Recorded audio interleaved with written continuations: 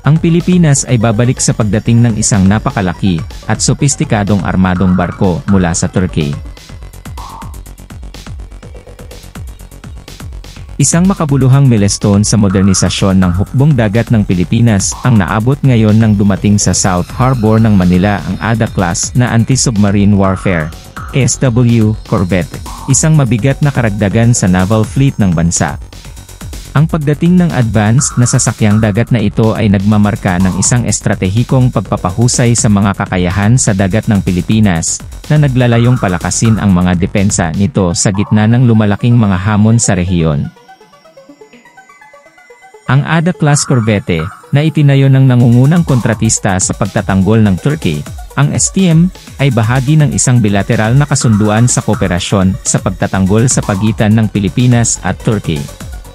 Binibigyang diin ng pagkuha na ito ang pangako ng Pilipinas na palakasin ang maritime security nito sa gitna ng pagtaas ng tensyon sa South China Sea at sa mas malawak na rehiyon ng Indo-Pacific. Ang pagdating ng barko ay sinalubong ng isang ceremonial welcome na pinangunahan ng mga opisyal ng Philippine Navy, na sinamahan ng mga kinatawan mula sa STM at Turkish government. Habang nakadaong ang korbete, nagsagawa ng tradisyonal na seremonya ng pagpapala ang mga tauhan ng hukbong dagat, na nagpapahiwatig ng pagsisimula ng kahandaan sa pagpapatakbo nito sa ilalim ng watawat ng Pilipinas. Ang ADA-class na korbete ay nagdadala ng maraming advanced na teknolohiya na idinisenyo upang pahusayin ang kakayahan ng Pilipinas sa pakikipagdigma sa dagat. Nilagyan ng makabagong anti-submarine warfare system, ang sasakyang dagat ay na-optimize para sa pag-detect at pag-neutralize sa mga banta sa ilalim ng dagat, mahalaga para sa pagpapanatili ng maritime security sa malawak na teritorial na katubigan ng archipelagic nation. Kabilang sa mga pangunahing tampok ng ADA-class ang mga advanced na radar system, mga kakayahan ng sonar, at modernong electronic warfare suite. Ang mga sistemang ito ay nagbibigay sa sasakyang pandagat ng pinahusay na pagsubaybay at mga kakayahan sa pag-target, mahalaga para sa parehong mga operasyong depensiba at pagpapanatili ng kamalayan sa maritime domain sa pinagtatalunang tubig. Bilang karagdagan sa mga kakayahan nitong ASW, ang ADA-class na korbete ay armado ng isang hanay ng mga nakakasakit at nagtatanggol na armas, kabilang ang mga surface-to-surface missiles, anti-aircraft gun, at torpedo launcher. Ang kakayahang multimission na ito ay nagbibigay daan sa sasakyang dagat na epektibong tumugon sa malawak na spektrum ng mga banta sa dagat, mula sa kumbensyonal na pakikipag-ugnayan sa hukbong dagat hanggang sa mga senaryo ng digmaang walang simetriko. Ang pagkuha ng ADA-class na korbete ay kumakatawan sa isang estratehikong pagbabago sa postura ng depensa ng Pilipinas, na tumutuon sa kamalayan sa maritime domain at mga kakayahan sa pagpigil. Sa pag-deploy nito, nilalayo ng Philippine Navy na palakasin ang tungkulin nito bilang tagapagbigay ng seguridad sa rehiyon at mag-ambag sa pagtiyak ng katatagan at kalayaan sa paglalayag sa karagatan ng Timog Silangang Asya. Ang pagdating ng korbete ay sumasagisag din sa pagpapalalim ng ugnayan ng depensa sa pagitan ng Pilipinas at Turkey, na nagbibigay diin sa kahalagahan ng internasyonal na pakikipagtulungan sa pagtugon sa mga karaniwang hamon sa seguridad. Ang sama-samang pagsisikap sa pagitan ng STM at Philippine Navy ay binibigyang diin ang mutual commitment sa pagpapahusay ng maritime security sa pamamagitan ng technological innovation at operational excellence.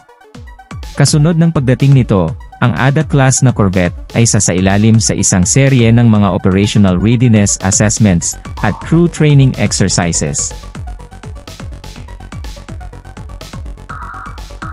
Ang mga tauhan ng Philippine Navy, kasama ang mga teknikal na eksperto ng STM, ay magsasagawa ng mahigpit na mga sesyon ng pagsasanay upang maging pamilyar sa mga advanced na sistema at armas ng barko. Ang programa ng pagsasanay ay naglalayong tiyakin na ang Philippine Navy ay nagpapanatili ng mataas na mga pamantayan sa pagpapatakbo at mga antas ng kahandaan, na nagbibigay daan sa corvette na maayos na maisama sa mga operational deployment ng fleet. Binibigyang diin ng yugtong ito ng paghahanda ang pangako ng Navy na i-maximize ang mga kakayahan sa pagpapatakbo ng ADA-class na korbete para sa pag-iingat sa mga pambansang interes at pagtataguyod ng katatagan ng rehiyon. Sa hinaharap, ang ADA-class na korbete ay inaasahang gaganap ng isang mahalagang papel sa diskarte sa pagtatanggol sa dagat ng Pilipinas, na umaakma sa mga umiiral na aset ng hukbong dagat at nag-aambag sa mas malawak na mga hakbangin sa seguridad sa rehiyon. Ipinoposisyon nito ng mga advanced na kakayahan at versatility nito bilang isang mahalagang asset sa pag-iingat ng mahahalagang sea lane at pagprotekta sa pambansang interes ng maritime. Habang patuloy na umuunlad ang geopolitical dynamics sa rehiyon ng Indo-Pacific, ang ADA-class na corvette ay kumakatawan sa isang proactive na hakbang tungo sa pagpapahusay ng mga kakayahan ng Pilipinas sa maritime deterrence. Ang pagdating ng sasakyang pandagat ay nagmamarka ng isang makabuluhang milestone sa pagsisikap ng naval modernization ng bansa, na sumasalamin sa pangako nito sa pagpapanatili ng isang kapani-paniwala at epektibong postura ng depensa sa isang lalong komplikadong kapaligiran sa seguridad. Ang integrasyon ng ADA-class na korbete sa operational framework ng Philippine Navy ay nakatakdang palakasin ang maritime security architecture ng bansa at mag-ambag sa pagpapaunlad ng higit na katatagan at pakikipagtulungan sa mga regional na stakeholder ng maritime.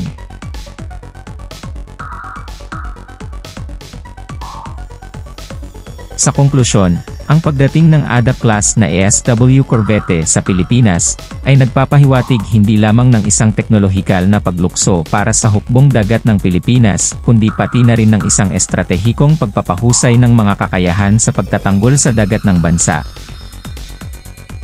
Sa mga advanced na sistema nito at mga kakayahan sa maraming misyon, nakahanda ang korbete na gumanap ng mahalagang papel sa pangangalaga sa katubigan ng Pilipinas at pag-aambag sa mga panrehiyong pagsisikap sa seguridad sa mga darating na taon.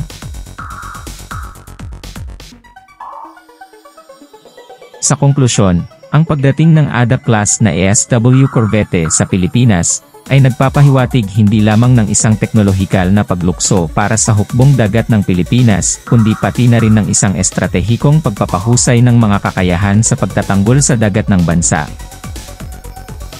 Sa mga advanced na sistema nito at mga kakayahan sa maraming misyon, nakahanda ang korbete na gumanap ng mahalagang papel sa pangangalaga sa katubigan ng Pilipinas at pag-aambag sa mga panrehiyong pagsisikap sa seguridad sa mga darating na taon.